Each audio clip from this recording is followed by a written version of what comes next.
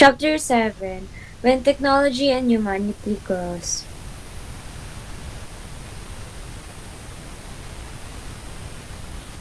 Definition of human. According to Aristotle, man is defined as a rational animal because he can think and use reason consistently. He is a creature whose destiny is to live in the spiritual world and physical world. He is made up of a material body and a spiritual soul, with a belief on the existence and to live in the kingdom of God. By Yung Kins, 2003.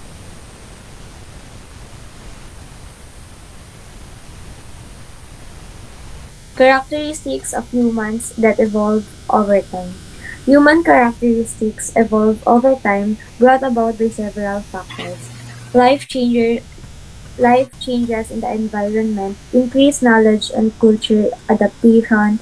These characteristics includes walking upright, use of different tools, domestication of animals, changes in human body, complexity of brains, social life, and use of language and symbols.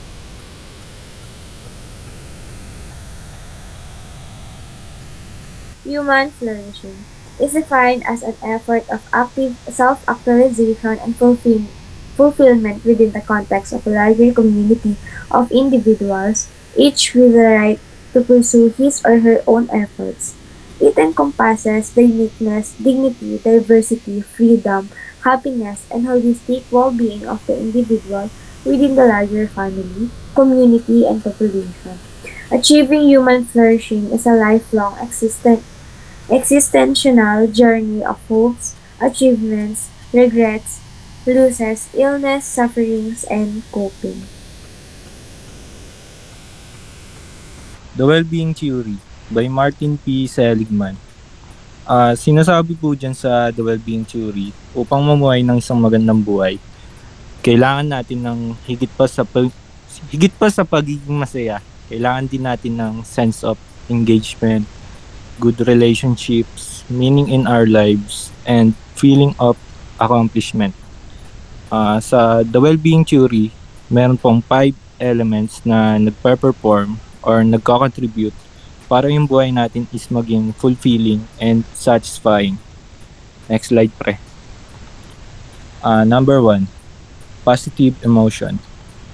Positive emotion refers to experiencing positive emotions such as joy, happiness, gratitude, and contentment. For example po, spending quality time with family, friends, and na-enjoy nyo yung pagsasama-sama nyo. Another example is taking a walk in nature and appreciating the beauty of the surroundings. Next slide, pre. Number 2, engagement. Also referred to as flow. Engagement involves being fully absorbed and focused in activities that challenge and stimulate us. For example po is a person playing a musical instrument loses track of time as they become fully absorbed in the music, experiencing a state of flow where they are completely engaged or focused in the activity. Next slide.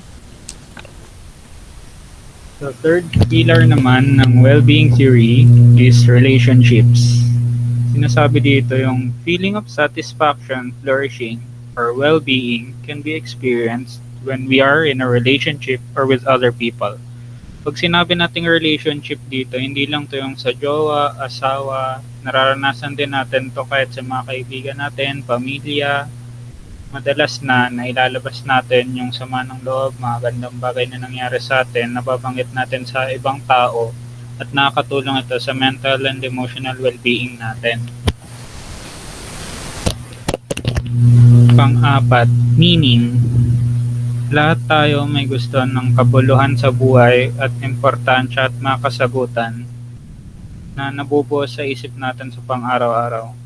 Ang mabigyang halaga at importansya ang buhay nating mga tao ay makatulong upang mapagaan ang kalooban natin.